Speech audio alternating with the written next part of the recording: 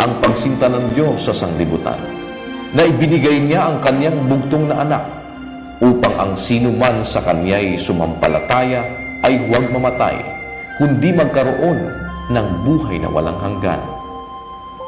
Sapagkat hindi sinugo ng Diyos ang anak sa sanlibutan upang hatulan ang sanlibutan, kundi upang ang sanlibutan ay maligtas sa pamamagitan niya. Ang sumasampalataya sa Kanya ay hindi hinahatulan. Ang hindi sumasampalataya ay hinatulan na, sapagkat hindi siya sumampalataya sa pangalan ng bugtong na anak ng Diyos.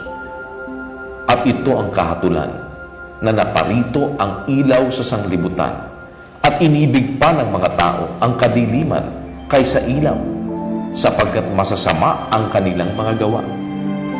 Sapagkat ang bawat isa na gumagawa ng masama ay napopuot sa ilaw at hindi lumalapit sa ilaw upang huwag masaway ang kanyang mga gawa. Datapwat ang gumagawa ng katotohanan ay lumalapit sa ilaw upang mahayag na ang kanyang mga gawa ay ginawa sa Diyos.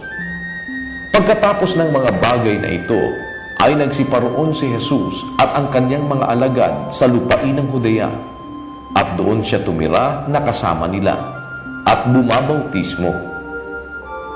At bumabautismo rin naman si Juan sa Enon na malapit sa Salim, sapagkat dooy maraming tubig, at sila'y nagsiparoon at nangabautismuhan, sapagkat hindi pa ipinapasok sa bilangguan si Juan.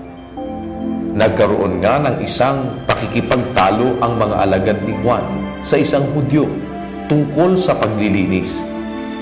At sila'y nagparoon kay Juan at sa kanya'y sinabi, "Rabi, yaong kasama mo sa dako paroon ng Jordan na binigyan mong patotoo, narito, siya'y bumabautismo at ang lahat ng mga tao'y nagsisiparoon sa kanya."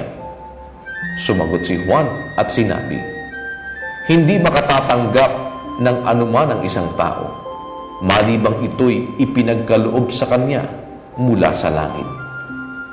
Kayo man ay magsisisaksi sa akin na aking sinabi, hindi ako ang Kristo, kundi na ako'y sinugo sa unahan niya.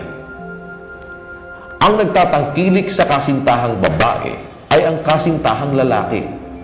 Datapwat ang kaibigan ng kasintahang lalaki na nakatayo at nakikinig sa kanya ay nagagalak na lubos dahil sa tinig ng kasintahang lalaki. Ito ang aking kaligayahan ay naganap.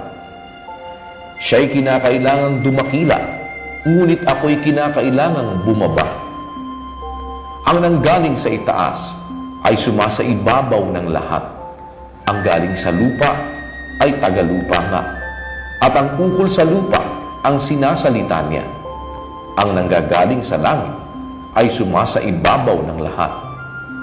At kanyang nakita at narinig ay siyang pinatototohanan niya, at walang taong tumatanggap ng kanyang patotoo.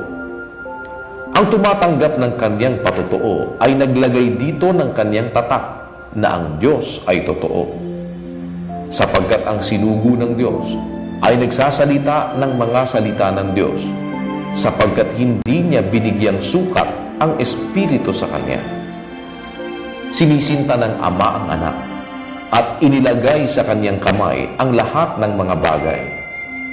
Ang sumasampalataya sa anak ay may buhay na walang hanggan, ngunit ang hindi tumatalima sa anak ay hindi makakakita ng buhay, kundi ang puot ng Diyos ay sumasa kanya.